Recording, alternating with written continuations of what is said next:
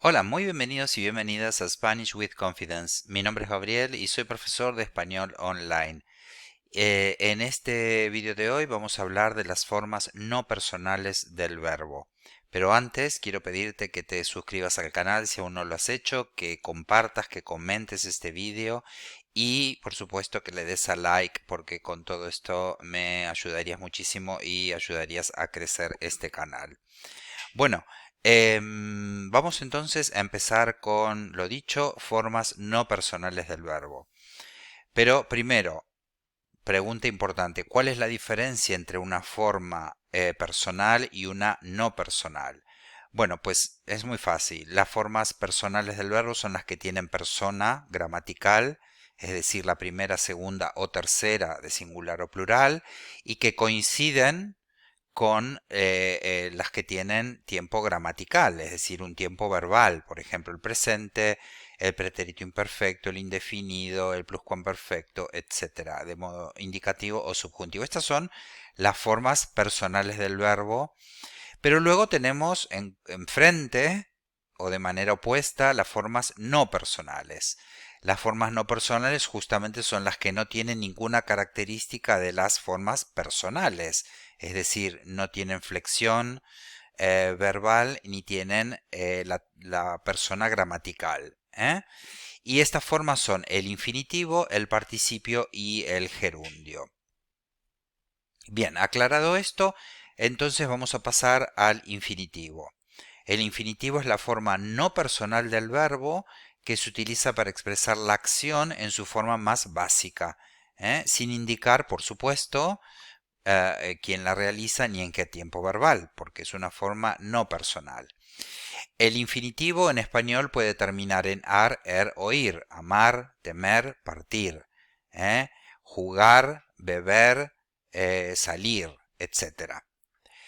El infinitivo puede desempeñar una función verbal o nominal dependiendo de la construcción de la oración, en qué posición esté en la oración. Bien, entonces vamos a pasar dije, quería aclarar que nominal se refiere al sustantivo, a la función de sustantivo. Bien, vamos a ver algunos ejemplos del infinitivo. Por ejemplo, cantar es mi pasión. Cantar es mi pasión. Este es un infinitivo nominal. ¿Por qué? Porque cantar está en la posición que debería estar un sustantivo. Está como reemplazando el sustantivo. Está en función de sustantivo. Función nominal. Cantar es mi pasión. Y luego un infinitivo verbal sería tengo que estudiar, tengo que jugar, tengo que leer, etcétera, para el examen, por ejemplo. Y el infinitivo se puede usar solo, ¿eh? O puede ir precedido por una preposición, por un artículo o acompañado de un adjetivo. Entonces, concretamente en referencia al infinitivo nominal, puede llevar delante un artículo, como dijimos antes, pero siempre masculino. Por ejemplo, el hacer deporte es bueno para la salud. El hacer deporte. El hacer deporte está en función nominal, incluye el infinitivo y está siendo como del sujeto de la oración. El hacer deporte es bueno para mi salud.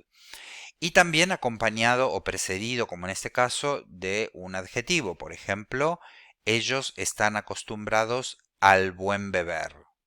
También en función nominal, acostumbrados a esto, al buen beber. Bien, entonces, vamos a ver otros ejemplos. Por ejemplo, quiero comprar un piso más grande. En este caso es una perífrasis verbal, quiero, seguido de, o sea, el verbo querer seguido de un infinitivo. Quiero comprar un piso más grande. ¿eh? Entonces, si no recuerdas las perífrasis verbales, te dejo un vídeo por aquí arriba o por aquí donde te explico, donde desarrollo bien la explicación de de las perífrasis verbales. Aquí a lo largo de este vídeo voy a nombrar varias veces el uso de la perífrasis verbal, pero este vídeo que te voy a dejar te va a servir. Iré a su casa después de comer. En este caso voy a poner un infinitivo precedido de las preposiciones antes de y después de. Por ejemplo, iré a su casa después de comer o iré a la escuela antes de desayunar, etcétera. Antes de y después de seguido de infinitivo. Voy en bus para llegar pronto a casa. En este caso, precedido por una preposición para, pero también podría ser por a o por. ¿eh? Voy en bus para llegar pronto a casa. Bien. Voy en bicicleta para hacer ejercicio. Otro ejemplo, es importante estudiar los verbos. En este caso es una oración impersonal. Las impersonales son las que no tienen un sujeto definido, por eso se llaman impersonales, no se refieren a ninguna persona en particular. Entonces es el verbo ser seguido de un adjetivo y después el infinitivo. Es importante estudiar los verbos, por ejemplo. O es importante hacer ejercicio. Bien. Luego se usa mucho en recetas de cocina o en prescripciones médicas. Por ejemplo, en recetas de cocina, cortar y freír la cebolla. O, no sé, hornear durante 40 minutos con el horno fuerte, etcétera. O la receta de un médico, no sé, tomar esta medicación cada 8 horas. Bien, y luego en carteles, indicando cosas muy precisas, como por ejemplo prohibido fumar o prohibido comer en la clase, etcétera. Bien, con respecto al infinitivo, esto es en principio lo más importante que tienen que saber. Vamos a pasar al gerundio. El gerundio también es una forma no personal, por supuesto. En este caso, más que expresar una acción, es una acción en curso, en movimiento. Por eso la forma especial que tiene. Y por supuesto que no se indica quién la realiza ni en qué tiempo verbal, porque es una forma no personal. El gerundio se forma añadiendo las letras N, D, O al infinitivo. Por ejemplo, comer, comiendo, beber, bebiendo, estudiar, estudiando. Estas tres letras van a formar parte junto con la forma del infinitivo. Las dos cosas van a formar el gerundio. Vamos a ver algunos ejemplos aquí del gerundio. Bien. Básicamente tenemos dos usos importantes. Con perífrasis verbales, con el verbo estar y con el verbo ir, para expresar una acción en curso o para describir acciones simultáneas. Entonces, por ejemplo, estoy estudiando para el examen. Es una acción en curso. Estoy estudiando, el verbo estar. Ellos van haciéndose mayores, van haciéndose, van del verbo ir y haciéndose mayores. Pero bueno, estos son solo dos ejemplos, pero básicamente es el verbo estar o el verbo ir con el gerundio para expresar esto, acción en curso. Bien. Bueno, o acción simultánea, por ejemplo, estoy estudiando en la cocina mientras mi madre está limpiando la casa. ¿eh?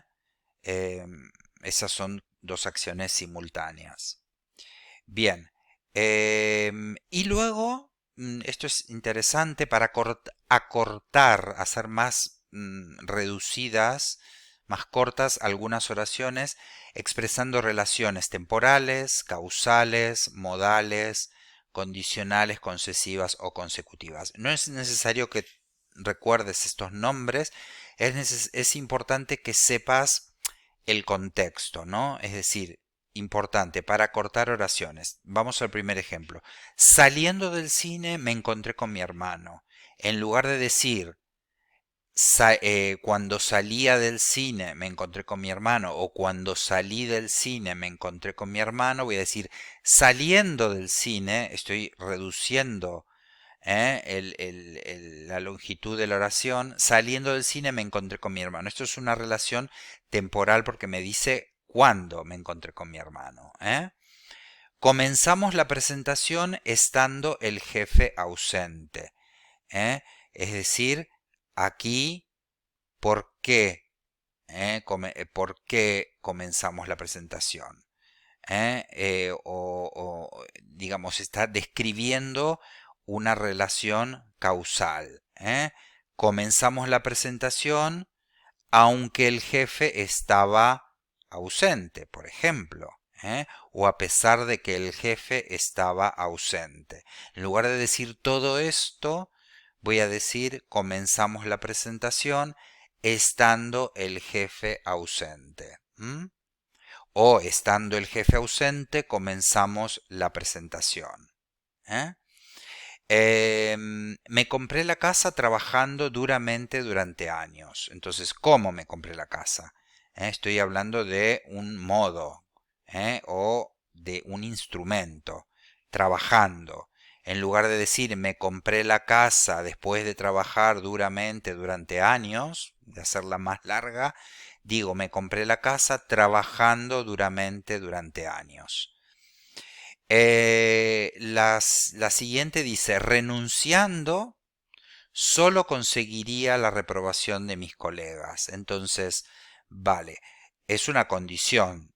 Esto sería, una oración completa sería, si renuncio, solo conseguiría la reprobación de mis colegas. Entonces, estoy estableciendo una relación de condición, una condicional. Y en la siguiente voy a poner dos relaciones, una de condición y una de concesión. Por ejemplo, renunciando solo conseguiría la reprobación de mis colegas, aún explicándoles mi situación. Es decir, que tengo una relación de condición, pero a su vez una concesión, una concesión. Estoy concediendo, estoy mm, asumiendo que aún en ese contexto conseguiría la reprobación de mis colegas.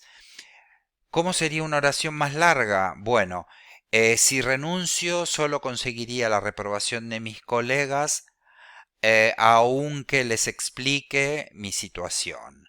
Entonces, para no hacer todo esto, uso estos dos atajos, digamos, con el gerundio.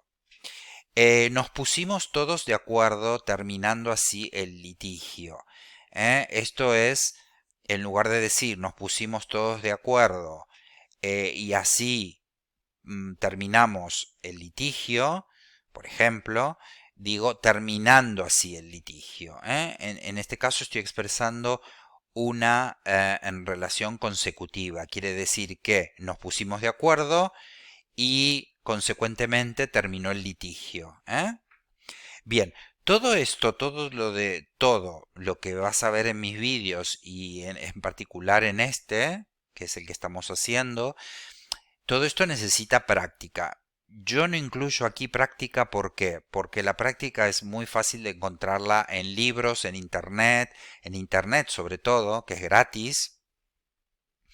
Simplemente es poner en el buscador ejercicios de gerundio o ejercicios de participio o ejercicios de infinitivo en español y te salen ejercicios donde puedes practicar y además te sale la autocorrección, con lo cual no tiene sentido, digamos, hacer un vídeo donde haya ejercicios. Entonces, pero sí que es importante, si tienen la posibilidad de practicarlo con una persona que hable español, pues mejor, si no, ejercicios, pero esto hay que practicarlo.